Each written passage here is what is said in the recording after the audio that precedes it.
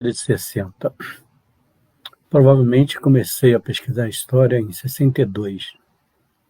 Em 65, o governo do estado da Guanabara, cujo governador era o Carlos Lacerda, fez um concurso nacional sobre os 500 anos, sobre os 400 anos do Rio de Janeiro.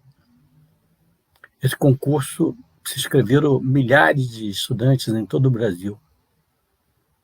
E eu pesquisei muito e tive a sorte de ganhar o primeiro prêmio, o primeiro lugar no concurso. Recebi na Rádio Nacional, em 1965, nas mãos do governador Carlos Lacerda, o prêmio por ter desenvolvido a melhor pesquisa em nível estudantil sobre a história da cidade do Rio de Janeiro.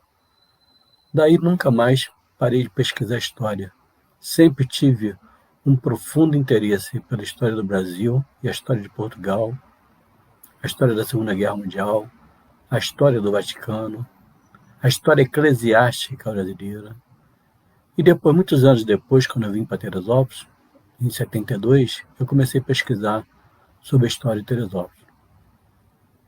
Eu acho e tenho a nítida impressão, após mais de 50 anos de estudo e de pesquisa, portanto, posso me considerar uma autoridade no que eu estou afirmando, que a história se aprende pesquisando. Ou seja, a graduação pode ser importante, lógico que é, na orientação. A pós-graduação também. Mas se a pessoa não tiver um vínculo com a pesquisa, se ela não investir em pesquisa, se ela não procurar documentos primários, ela fica no meio do caminho. Ou senão ela fica apenas um compilador, como existe hoje em dia. Eu, depois de longo tempo pesquisando história, eu vejo muita gente publicando coisas que são cópias, são compilações, na maior cara de pau, e afirmando que é historiador. Não é.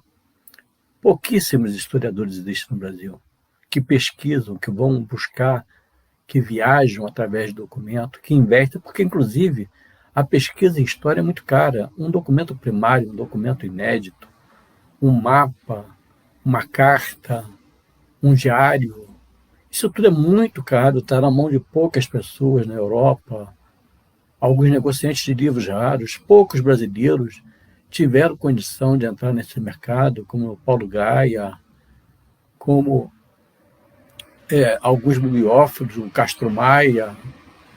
E é um mercado muito fechado, e você, para ter acesso e você, para ter condição de pesquisa nesses documentos, você tem que procurá-los, e não é fácil.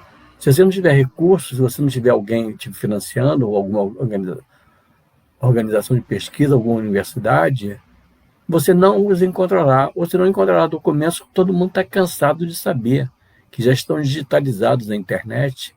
Esses documentos digitalizados na internet, eles, para o pesquisador, para aquele que está publicando sobre história, não são documentos inéditos, ou seja, já foram vistos, já foram revistos, já foram muitas vezes revistos. Então, história depende disso, depende de um investimento amplo, geral e restrito.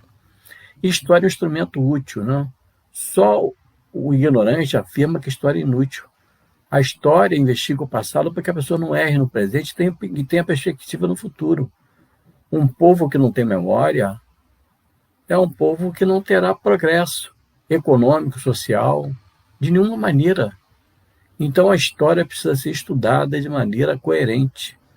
E a história do Brasil, ela está cheia de fatos que precisam ser esclarecidos.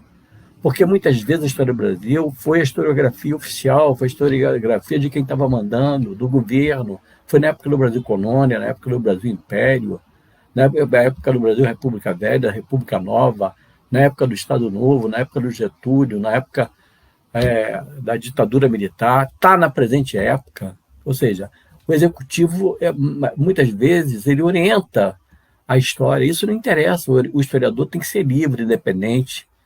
Ele tem que publicar aquilo baseado na sua coerência, naquilo que ele pesquisou.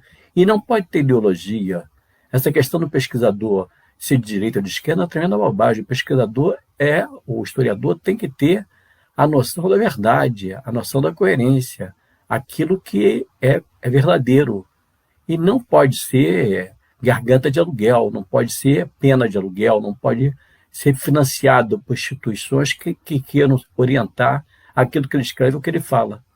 Portanto, eu, depois de 50 anos de estudar história, eu vejo hoje em dia uma pessoa entra na internet, não sabe, muitas vezes, não conhece, não tem noção daquele que está publicando, repete bobagens em cima de bobagens e se acha conhecedor. História você precisa ler muito, pesquisar documentos que levam muito tempo para você ter acesso, ir a museus, ir a sítios históricos, pesquisar sítios históricos, onde aconteceu o fato.